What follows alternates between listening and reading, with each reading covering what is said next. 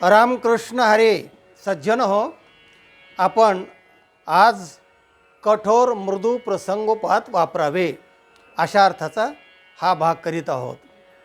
काल आपण मृदू म्हणजे मृदुता, गोडपणा, गोड बोलणं याविषयीचे फायदे किती आहेत त्याविषयी व्हिडिओ केला.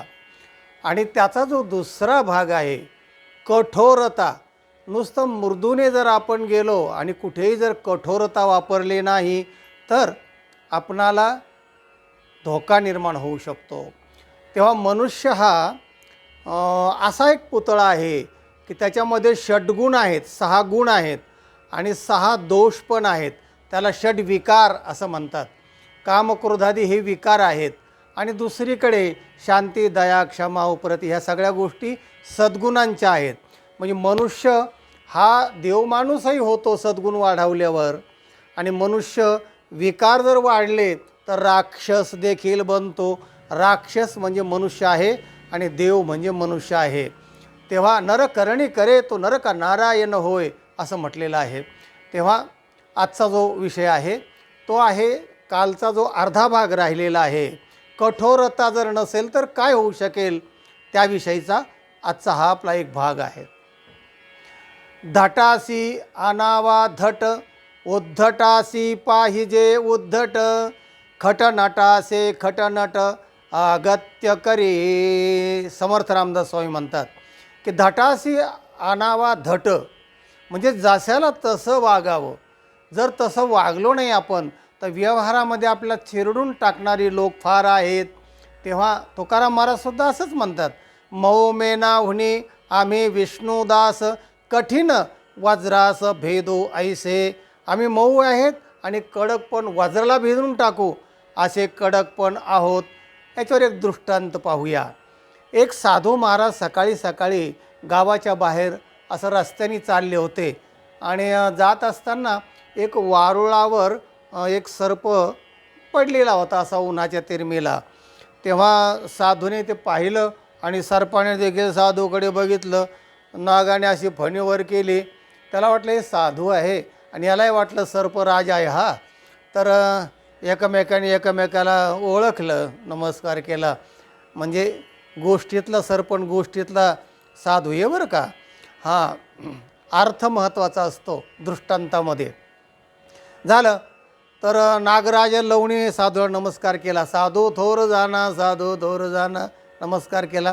साधूने सांगितलं, अहिंसा परमो धर्म. हा बाबा रे, कोणाला चावू नकोस, कोणाला त्रास देऊ नकोस. शांती, अहिंसा परमो धर्म हा असा मंत्र त्या सापाला दिला, त्यात तुझं कल्याण होईल म्हणून. साधू निघून गेला. तेव्हा सर्पाने शांती साधूच्या मंत्राप्रमाणे गावातली मुलं खेळायला आली बाहेर गावाच्या. तो शांत पडला होता.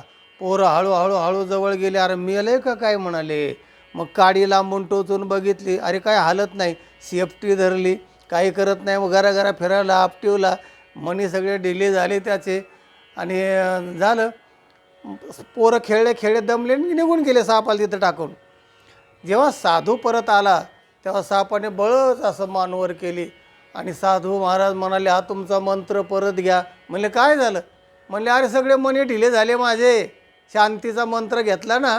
तर म्हणले याचा परिणाम, म्हणले दुःख परत झालेलं आहे. मग साधू महाराज म्हणले, अरे मला असं म्हणायचं होतं, कोणाला चावू नको, माणूस मरतो ना, विष आहे तुझ्यामध्ये. पण फुसकार मारायला काय हरकत होती. फुसकार मारू नको असं म्हटले काय. रक्षणासाठी फुसकार मारून तुझा बचाव करता आला असता. मंत्र जरा सुधारून दिला आणि सुधारून दिल्यानंतर साधू महाराज निघून गेले. दुसऱ्या दिवशी मुलं सकाळी उठल्यावर त्यांना वाटलं, अरे चला खेळायला चला. तो साप म्हणून, कारण आदल्या दिवशी त्यांची भीती मेली होती, भीती कमी झाली होती. गेले आणि तो साप त्याप्रमाणे वारुळाच्या तिथं पडलेलाच, उन्हाला पडलेला होता.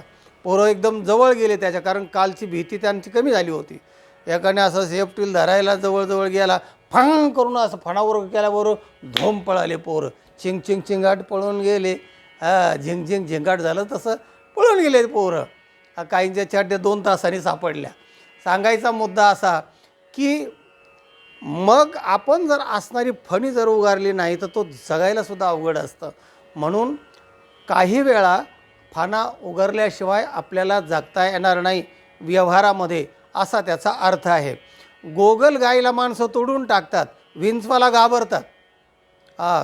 बिनकाटेरी सरळ झाडं असतात त्याला तोडतात लोक, पण काटेरी झुडपं बोरी बाबळे आहेत ना, या मस्त राहतात, त्याच्या कोणी वाट जात नाही. लबाड बांधिती इमले माड्या, सज्जनांना मात्र झोपड्या.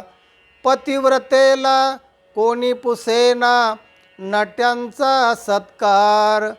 जगाचा अजब असे व्यवहार. म्हणून मृदुता आणि कठोरपणा दोन्हींचाही संतुलन राखूनच वापर केला पाहिजे. दया तिचे नाव भूतांचे पालन, अनिक निर्दळन कंटकाचे. तुकाराम महाराज म्हणतात दया तिलाच म्हणतात, की दया करणं आणि पुन्हा ज्या ज्या वेळी असं वाटेल की त्यावेळेला कठोरता पण दाखवणं, असं केलं तरच आपलं संतुलन राहून आपलं जीवन सुसह्य होईल. आणि म्हणून हा आजचा व्हिडिओ आहे. कठोर आणि मृदू प्रसंगोपात वापरा, तरच आपण व्यवहारात टिकून राहू. हा व्हिडिओ इतरांना पाठवा, लाईक करा आणि ज्यांनी चॅनलला सबस्क्राईब केलेलं नाही त्यांनी जरूर सबस्क्राईब करा. रामकृष्ण हरी.